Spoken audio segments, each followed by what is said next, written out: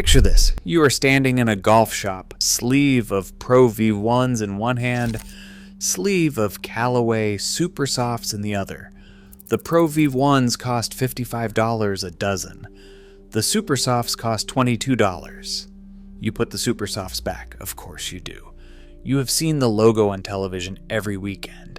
You know what the best players in the world play. You are not going to show up on Saturday morning with a ball that sounds like it belongs in a kid's bucket.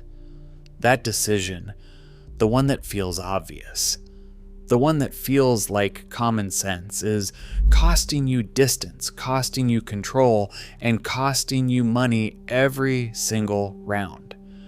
And the most revealing part of the story is not the performance data. It is what happens when an everyday golfer contacts Titleist directly and asks a simple question about compression ratings. Titleist's response, posted publicly and verified: they do not post compression ratings. Their reasoning, their own words, is that their research and development team has done extensive research showing you no longer need a specific swing speed to compress the ball. Read that again. The manufacturer of the best-selling golf ball in the world will not tell you the compression rating of that ball. The company whose product outsold the number 2 ball on the market by 40% last season does not believe you need to know how firm it is before you buy it. That is not an accident. That is a business strategy. And by the end of this video, you will understand exactly why and exactly what it is costing you. The number that changes everything. The Pro V1's compression sits at approximately 87 to 90.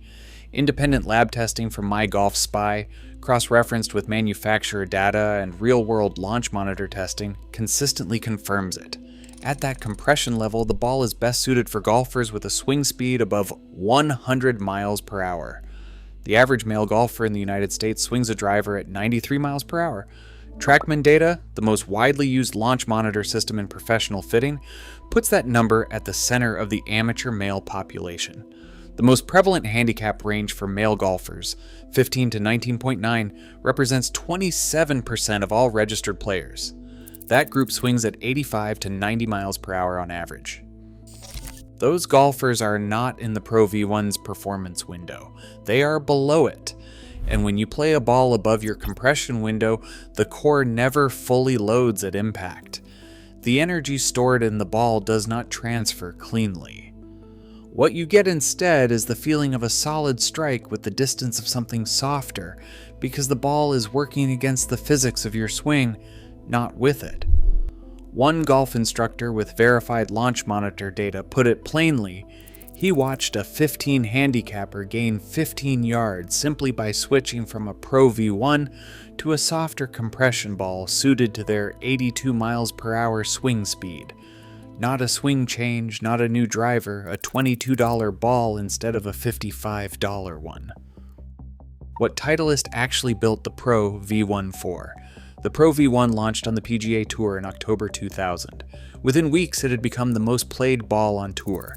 It has held that position, with brief interruptions, for 25 years. The 2025 model features a faster high-gradient core, 388 dimples, and urethane cover construction that delivers exceptional spin control and consistency under elite impact conditions. The key phrase is elite impact conditions. MyGolfSpy's 2025 independent ball test used a robot swinging at 116 miles per hour with the driver. Under those conditions, the Pro V1 delivered predictable launch, solid distance, and reliable iron performance. A steady performer in every category without major weaknesses. Those are the conditions for which this ball was engineered. At 93 miles per hour, the picture looks different. The core loads incompletely. The spin characteristics designed to give a tour player greenside control become excessive. Spin off the tee for a moderate swing speed, producing a ball that balloons in the wind instead of penetrating.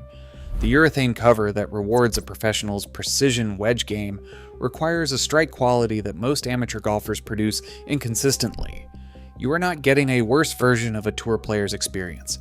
You are getting a fundamentally different product because the physical interaction between your swing and that ball is unlike the interaction it was designed for. The marketing system that keeps you buying. MyGolfSpy's sales data from 2024 is unambiguous. The Pro V1 outsold the number 2 ball on the market by roughly 40%.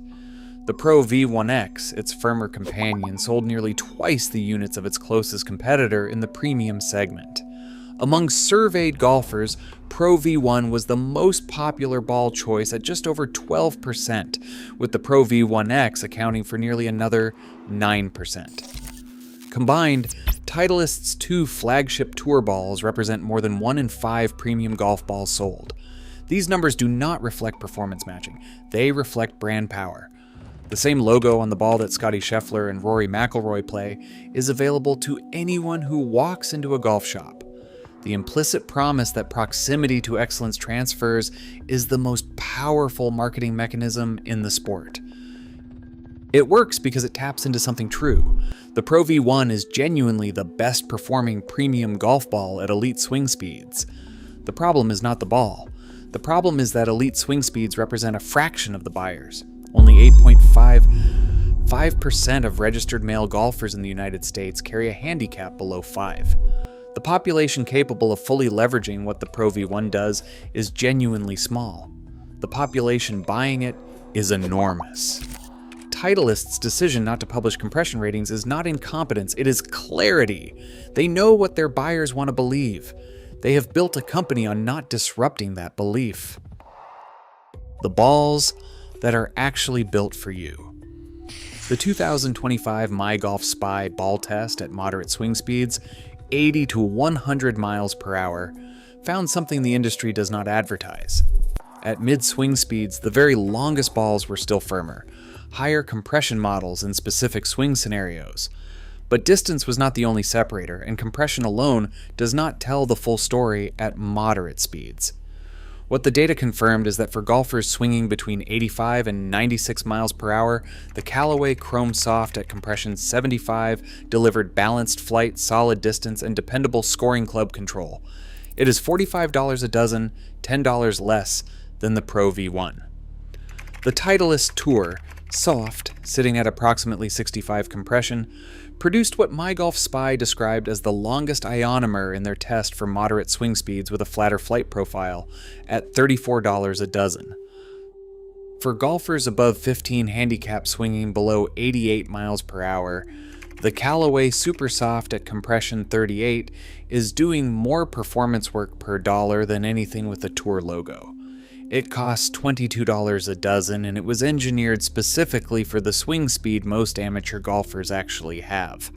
The performance gap between the right ball and the wrong ball at your swing speed is measurable, documented, and consistent across independent testing.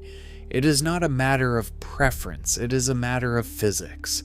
A ball that cannot be fully compressed cannot deliver the energy return it was engineered to produce.